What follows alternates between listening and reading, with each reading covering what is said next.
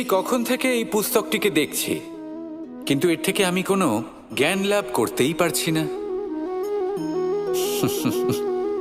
এবার আপনি বলবেন যে আজ কেমন বিচিত্র কথা বলছি আমি।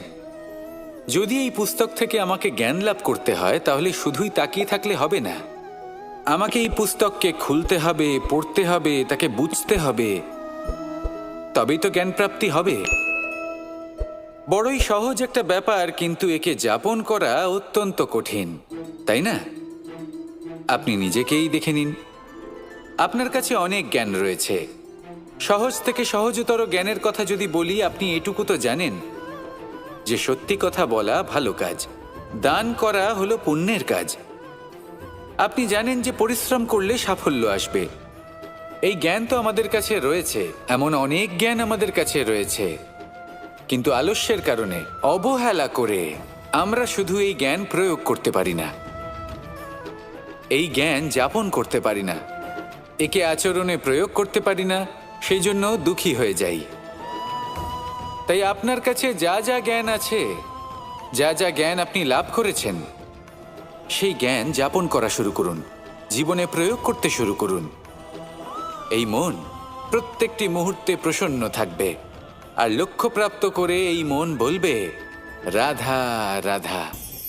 আমি এইভাবে প্রত্যেক দিন নিজের সাথে কিছুটা সময় অতিবাহিত করি, সুচিন্তা করি, কারণ আমি এটা মনে করি যে আমার প্রতিদ্বন্দ্বী অন্য কেউ নয়, বরং আমি নিজেই। আর আমি চেষ্টা করি যে আমি যেন নিজেকে নিজের থেকে বেশি শ্রেষ্ঠ করে তুলতে পারি। তাই প্রতিদিন আমি আকলন করি নিজের কর্মের, যে কাল আমি কি উচিত করেছি, কি অনুচিত করেছি, যে ভুল আমি করেছি তা আজকে কি করে শুধরে নিতে পারি। যে শ্রেষ্ঠ কর্ম আমি কাল করেছি, আজও সেই শ্রেষ্ঠ কর্ম আমাকে করতে হবে। শুধু এই প্রক্রিয়াতেই আমি নিজেকে শ্রেষ্ঠ ব্যক্তি, শ্রেষ্ঠ রাজা, একজন শ্রেষ্ঠ পিতা, পুত্র করে তুলি। এইভাবেই আমি একজন শ্রেষ্ঠ মানুষ হয়ে উঠি। আপনিও এই কথা মনে রাখবেন যে আপনার প্রতিস্পর্ধা অন্য কারোর সাথে নয়, বরং নিজের সাথে। তাই নিজের কর্মের আকলন করুন, নিজের মধ্যে যে দোষ আছে তা ত্যাগ করুন, নিজেকে শুধরে ফেলুন। এই মন সবসময় সুপ্রসন্ন থাকবে এবং লক্ষ্য প্রাপ্ত করে বলবে, রাধা রাধা। সকলে আমাকে জিজ্ঞেস করেন যে কৃষ্ণ, তুমি সবসময় হাসি মুখে কি করে থাকো, এত প্রসন্ন কি করে থাকো তুমি? এই সমগ্র সংসারে চতুর্দিকে সমস্যা রয়েছে, দুঃখ রয়েছে, তাও হাসি মুখে কি করে থাকো? সত্যি কথাই বটে, এই সংসারে চারিদিকেই দুঃখ রয়েছে, প্রত্যেকের জীবনে সমস্যা রয়েছে। কৃষ্ণের জীবনে একটু বেশি সমস্যা রয়েছে, তাও আমি হাসতে থাকি। কেন? কারণ হলো প্রেম।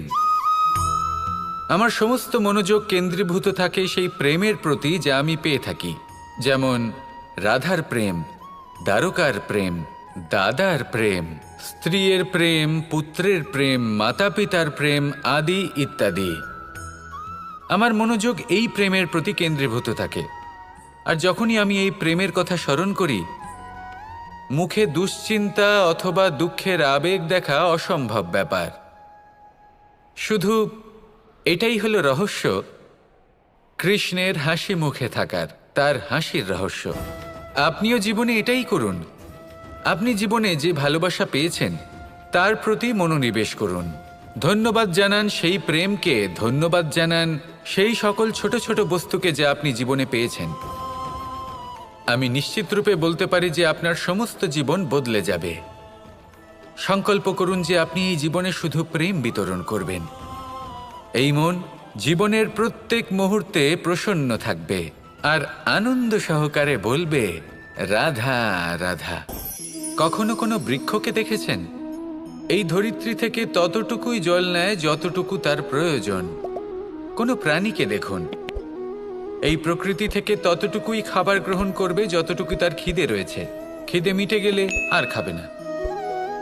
এবার মনুষ্যকে দেখুন, সে নিজের জীবনে যা কিছু পেয়েছে, বস্তু, ধন, খাবার, শক্তি, প্রয়োজনের থেকে অনেক বেশি লাভ করার চেষ্টা করে থাকে। প্রয়োজনের থেকে বেশি যদি পেয়েও যায়, তাহলেও তার কম মনে হয়। এবার এরকম ঠিক কেন হয়? এর পিছনের কারণ কি?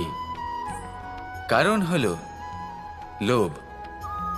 লোভের আগুন কিছু এমন হয়, যদি মানুষের মনে একবার প্রজ্বলিত হয় তাহলে শুধু বাড়তেই থাকে।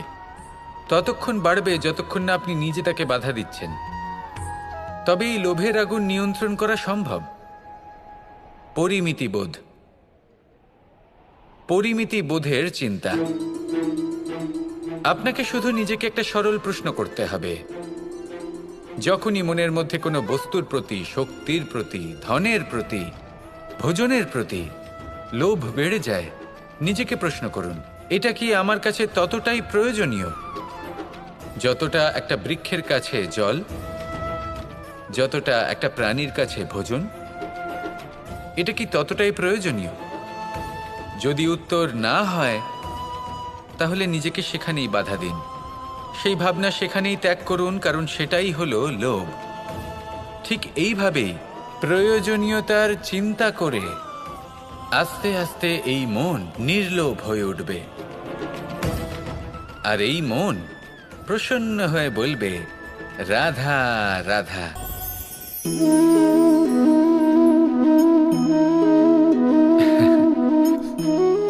ঘুমের মধ্যে আমরা বিভিন্ন ধরনের স্বপ্ন দেখি, কিছু সুখের, কিছু দুঃখের, কিছু অত্যন্ত ভয়ানক। কিন্তু সত্যি কথা বলতে এর উপর আমাদের কোনো নিয়ন্ত্রণ নেই। কিন্তু আমি এমনও কিছু ব্যক্তিকে দেখেছি যারা খোলা চোখে স্বপ্ন দেখেন এবং তা যাপন করেন। নিজেদের একটা আলাদা স্বপ্ন নগরী আছে ওনাদের, সেখানেই জীবনযাপন করেন। আসল বাস্তবটা কি তাতে ওনাদের কিছুই যায় আসে না। এমন কিছু মানুষ আছেন যাদের কাছে বিন্দুমাত্র জ্ঞান নেই, সে না হয় ঠিক আছে, কিন্তু জ্ঞান এমনভাবে প্রদান করবেন যে মনে হবে সংসারের সমস্ত জ্ঞান তাদের কাছেই রয়েছে। এমন কিছু মানুষ আছেন যারা ভালোবাসতে জানেন না, আর তাও আমি মেনে নিলাম।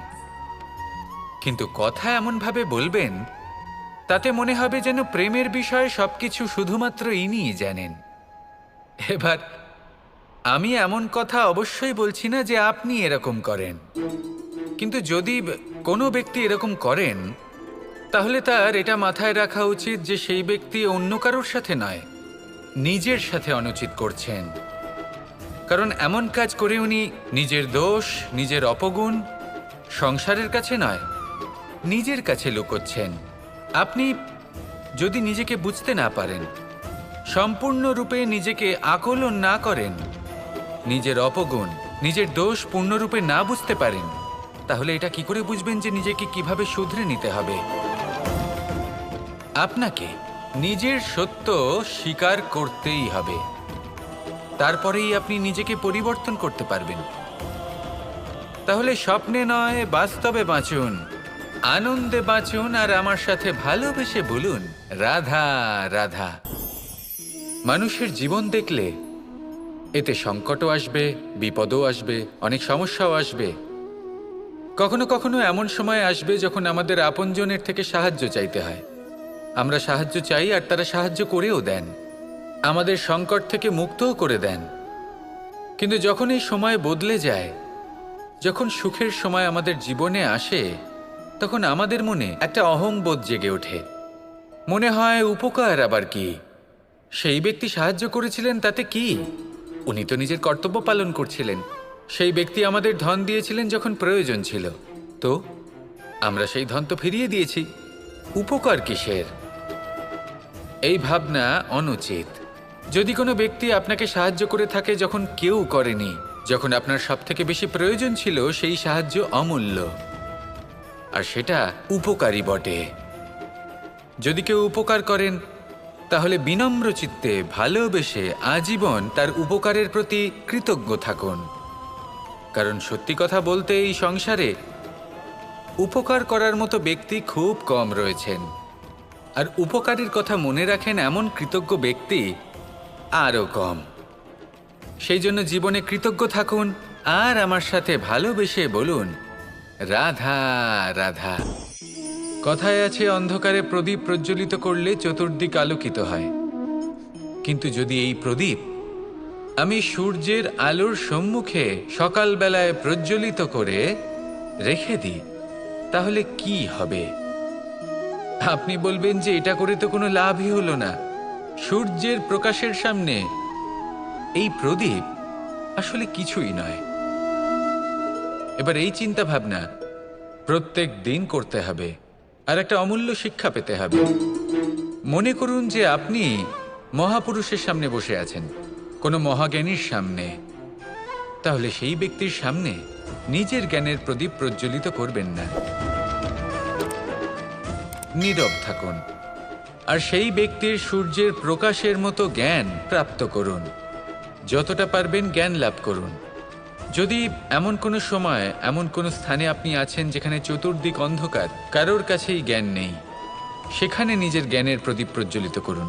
এমন করলে দুদিক থেকেই আপনার লাভ হবে।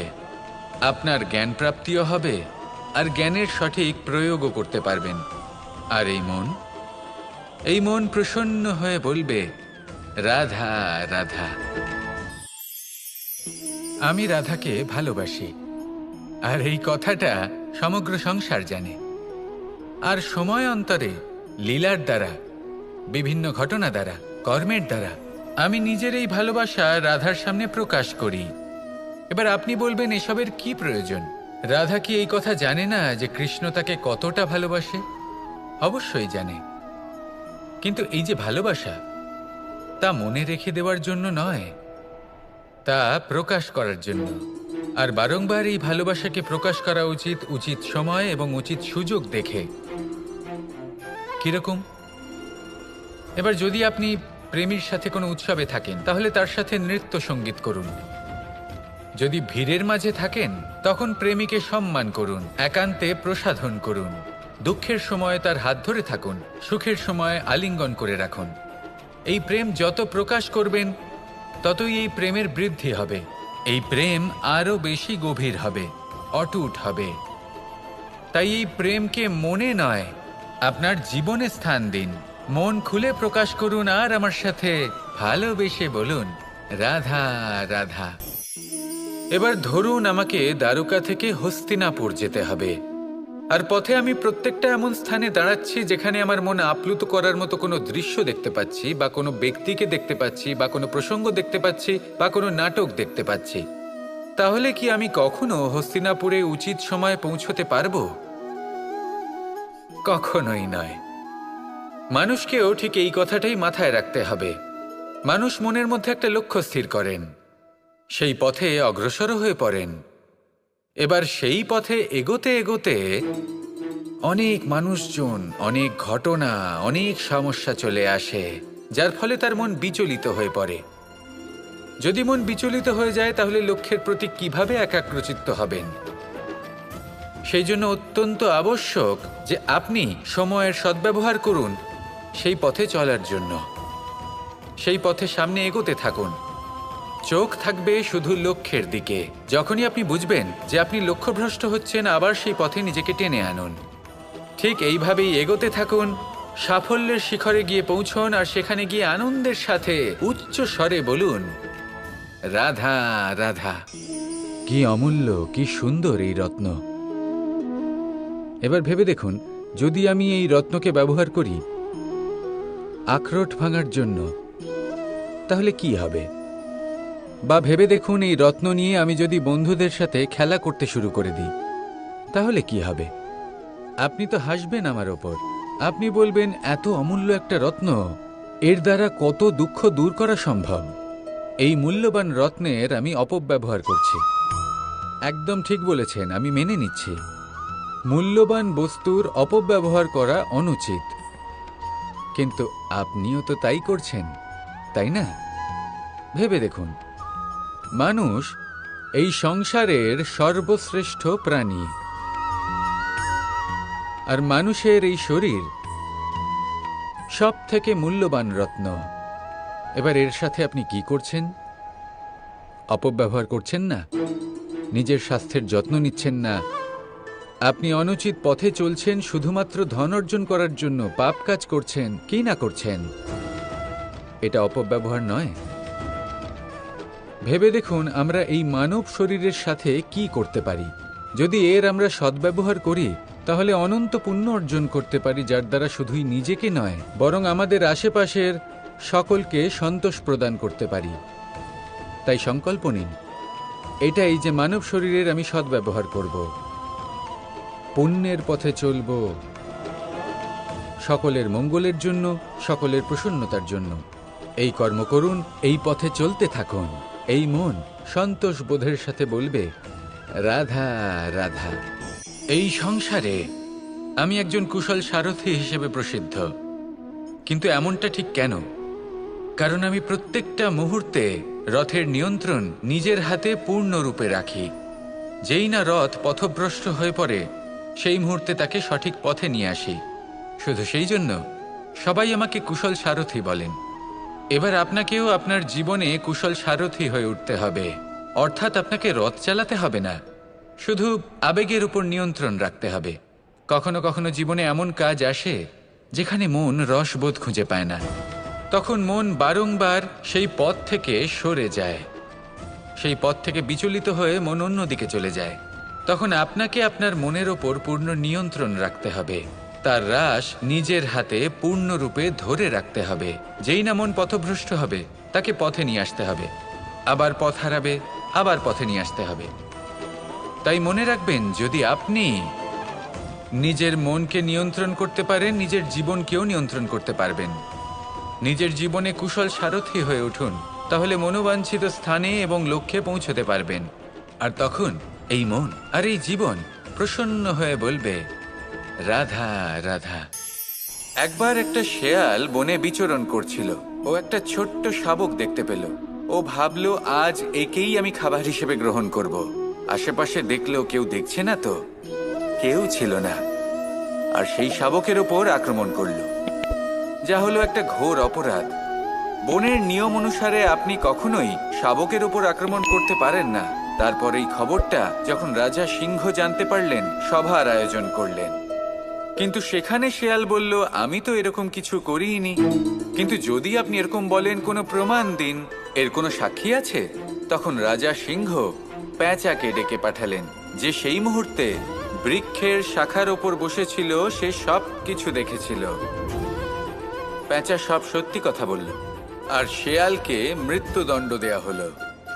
এবার এই কাহিনী আমি আপনাকে কেন শোনালাম? কারণ মানুষও কখনো কখনো এরকম কর্ম করেন যা শিয়াল করেছে। এটা ভাবেন কেউ দেখছে না, যখন আমি অনুচিত কর্ম করতেই পারি। কিন্তু না, আপনি যাই করুন না কেন, কেউ না কেউ অবশ্যই তা দেখছে। কোনো ব্যক্তি না হলেও কোনো প্রাণী, না হলে কোনো যক্ষ বা দেব বা প্রেত। যদি এনারা কেউ না দেখেন, তাহলে ধরিত্রী মাতা দেখেন, যেখানে দাঁড়িয়ে আপনি সেই কর্ম করছেন, তাই না? তাই একটা কথা সবসময় মনে রাখবেন, কে দেখছেন কে দেখছেন না সেই বিষয়ে ভাবা ছেড়ে দিন। এটা খুব সহজ কথা। আপনি যদি উচিত কর্ম করেন, উচিত ফল পাবেন। যদি অনুচিত কর্ম করেন, তাহলে আপনি অনুচিত ফল অবশ্যই পাবেন। সেই জন্য উচিত পথে চলতে থাকুন, উচিত কর্ম করতে থাকুন, আর আমার সাথে ভালোবেসে বলুন, রাধা রাধা।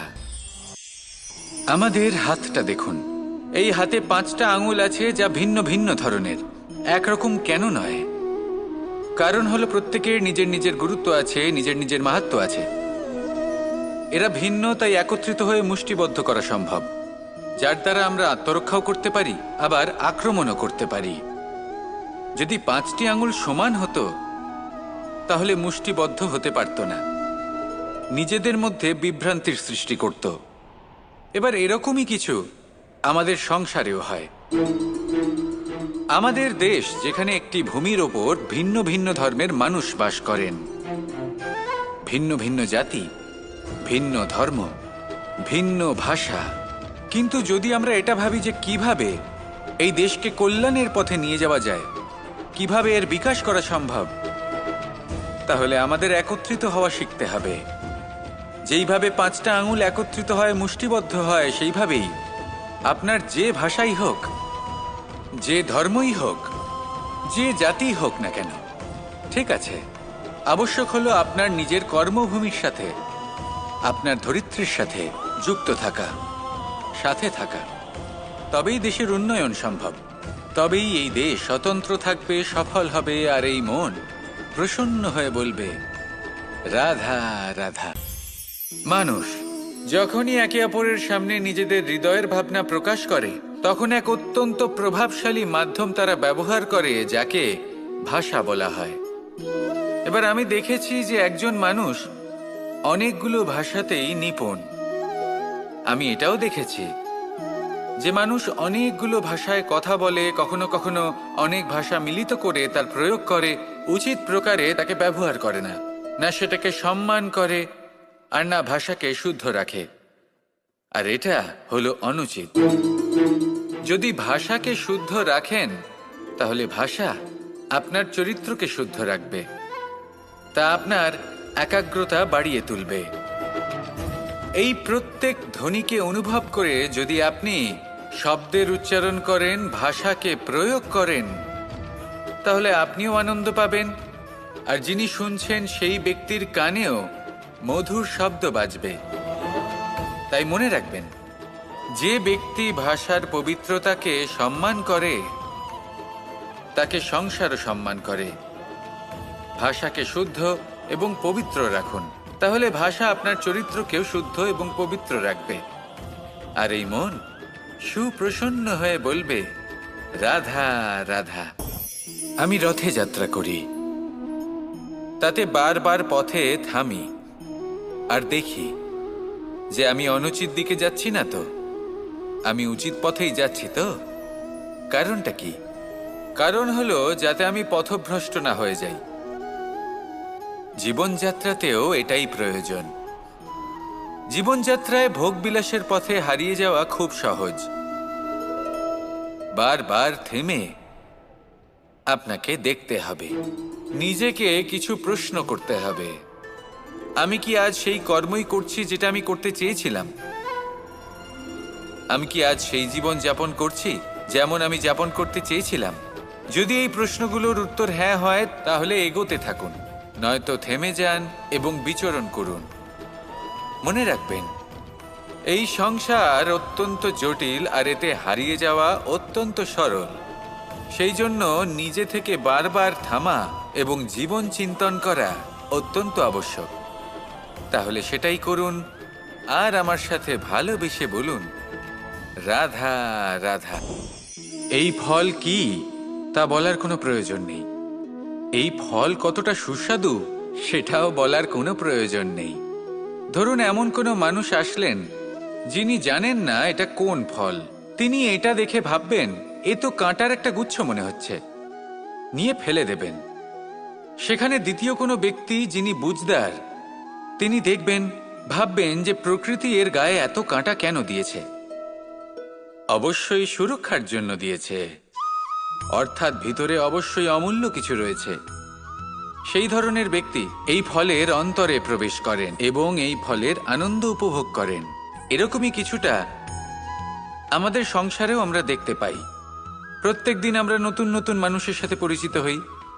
এমন কিছু ব্যক্তি থাকেন যাদের সাথে প্রথম আলাপের পর আমাদের এটা মনে হয় যে এই ব্যক্তিকে দেখে একটু রাগী ব্যক্তি মনে হচ্ছে, বড়ই অহংকারী বোধ হচ্ছে, উদ্ধত মনে হচ্ছে।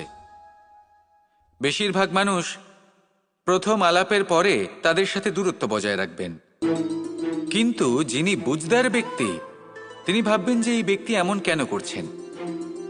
হয়তো সুরক্ষার খাতিরে এই ব্যক্তি নিজেকে এরকম করে তুলেছেন যাতে অন্য কোনো ব্যক্তি এসে ওনার সময় নষ্ট না করেন, ওনার আবেগের সাথে ছলনা না করেন, খেলা না করেন। হয়তো অতীতে এমন কোনো ঘটনা ঘটেছে যার জন্য এই ব্যক্তি কিছুটা এরকম হয়ে গেছেন। এমনই একজন ব্যক্তি সেই ব্যক্তির মনের গভীর পর্যন্ত পৌঁছতে পারেন, আর সেখান থেকে শুভ গুণগুলিকে বাইরে বের করে আনতে পারেন। এরকমই ব্যক্তি হয়ে উঠুন, এমন বুঝদার ব্যক্তি হয়ে উঠুন যিনি সামনের ব্যক্তির খারাপ গুণগুলিকে অবহেলা করে হৃদয়ের অন্তঃস্থল থেকে শুভ গুণগুলিকে প্রকাশিত করে এবং সেই ব্যক্তিকে দেখাতে পারে। এমন ব্যক্তি হয়ে উঠুন যিনি নিজের জীবনকেও সফল করে তোলেন এবং অন্যের জীবনকেও। আসুন আমার সাথে ভালোবেসে বলুন রাধা রাধা। আপনি অবশ্যই কোনো গাছ দেখে থাকবেন যেখানে অনেক ফল রয়েছে।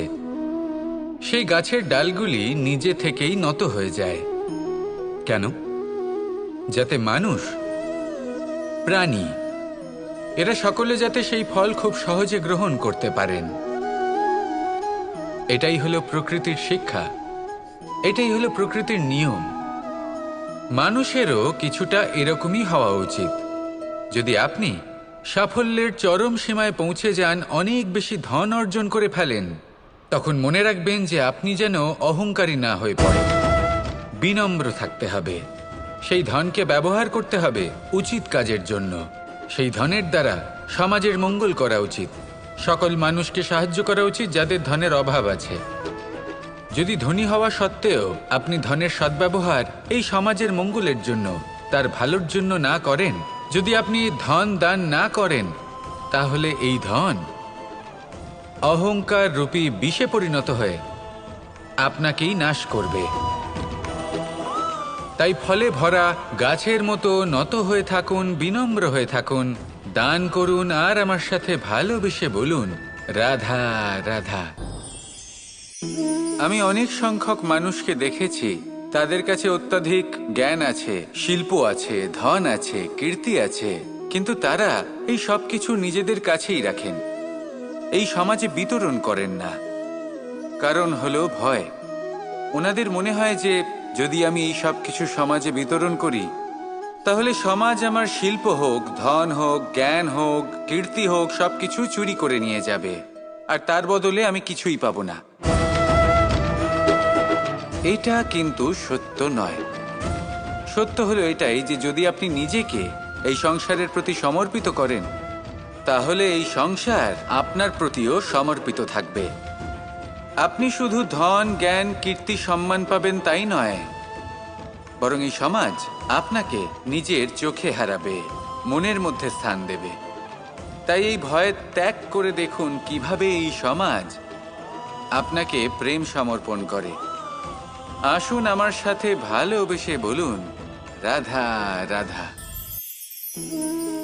এগুলো হলো নিম পাতা। যদি এগুলো চেখে দেখেন, তাহলে মুখ বিকৃত হবে। এগুলো কি তেঁতো খেতে, হে নারায়ণ! এর থেকে বেশি তিক্ত সংসারে আর কিছুই হতে পারে না। হয়তো আপনি এগুলো ফেলেও দেবেন, কিন্তু যদি এই স্বাদের ঊর্ধ্বে উঠে এই নিমের বিষয়ে আপনারা জানতে চেষ্টা করেন, তাহলে আপনি জানতে পারবেন যে এই নিম কতটা বেশি গুরুত্বপূর্ণ, কত গুরুত্বপূর্ণ ওষুধ, আর আমাদের শরীরের জন্য কতটা বেশি লাভজনক। এই নিম, এর মধ্যে অনেক রোগের উপশম নিহিত রয়েছে। এবার জীবনে আমরা বিভিন্ন মানুষের সাথে পরিচিত হই, নেত্র দ্বারা তাদের দেখি, কিন্তু তাদের আমরা খুব একটা পছন্দ করি না। সেক্ষেত্রে আমাদের কি করা উচিত? অন্তর মন দিয়ে তাদের দেখা উচিত। ওনাদের রূপ রং নয়, ওনাদের ব্যবহার, ওনাদের গুণাবলী দেখা উচিত। কারণ হতে পারে ঠিক যেমন নিম পাতা বাস্তবে খুব তেঁতো কিন্তু আমাদের শরীরের পক্ষে লাভজনক, সেইভাবেই এইসব মানুষ যাদের দেখলে আমাদের ভালো লাগে না, যাদের রূপ রং আমাদের পছন্দ হয় না, হয়তো সেই মানুষগুলোই আমাদের জীবনকে পূর্ণরূপে পাল্টে দিতে পারেন। হতে পারে তাদের মধ্যে এমন ক্ষমতা রয়েছে, আমাদের সুখ, শান্তি, প্রেরণা প্রদান করতে পারেন, আমাদের দুঃখ হরণ করতে পারেন, আমাদের পথ দেখাতে পারেন। সেই জন্য যখনই কোনো ব্যক্তিকে দেখবেন, চর্মচক্ষু নয়, অন্তর্মন দিয়ে দেখবেন, রূপ রং নয়, গুণাবলী দেখবেন, মানুষকে আরো ভালোভাবে বুঝতে পারবেন, আর এই মন প্রসন্ন হয়ে বলবে, রাধা রাধা। এই সংসারে সবাই বলেন, আমি অর্জুনের মতো হয়ে উঠতে চাই। সবাই চায় যে তারাও যেন অর্জুনের মতো গান্ডীব লাভ করে। তারাও চায় যে তাদেরকেও মহাদেব এসে পশুপতি অস্ত্র দান করবেন। তারাও এটাই চায় মহাভারতের মতো মহাসংগ্রামে বিজয়ী হতে। কিন্তু সবাই ভুলে যান যে অর্জুন যা হতে পেরেছিলেন সবকিছুই অর্জন করেছিলেন। যদি আপনিও অর্জুনের মতো গান্ডীব লাভ করতে চান, তবে আপনাকেও তার মতোই শ্রেষ্ঠ কাঠ নির্বাচন করতে হবে। সেই কর্ম আপনাকেই করতে হবে। তার প্রত্যঞ্চা যাতে তীব্র হয়, তার জন্য আপনাকে সর্বশ্রেষ্ঠ দড়ি খুঁজে বের করতে হবে। আপনার বাণ যাতে ঘাতক হয়, সেই জন্য আপনাকে নতুন নতুন ধাতু খুঁজে বের করতে হবে। সেই শিক্ষা আপনাকে লাভ করতে হবে, তবেই আপনার ইচ্ছে পূর্ণ হবে। অর্জুন হওয়া বড়ই সরল, যদি আপনি কিভাবে অর্জন করতে হয় তা জানেন। শুধুমাত্র স্বপ্ন দেখেন যারা, তারা কখনোই অর্জন করতে পারবেন না। কিন্তু যদি কেউ অজ্ঞাতবাস ভোগ করতে পারে, যদি কেউ লাক্ষাগৃহ থেকে পালিয়ে বাঁচতে পারে, যদি কেউ কঠোর তপস্যা করতে পারে, প্রতীক্ষা করতে পারে এবং পরিশ্রম করতে পারে, তাহলে সে অর্জুন অবশ্যই হয়ে উঠবে। যদি আপনি অর্জুন হয়ে উঠতে চান, তাহলে কর্ম করতে শিখুন আর আমার সাথে ভালোবেসে বলুন রাধা রাধা।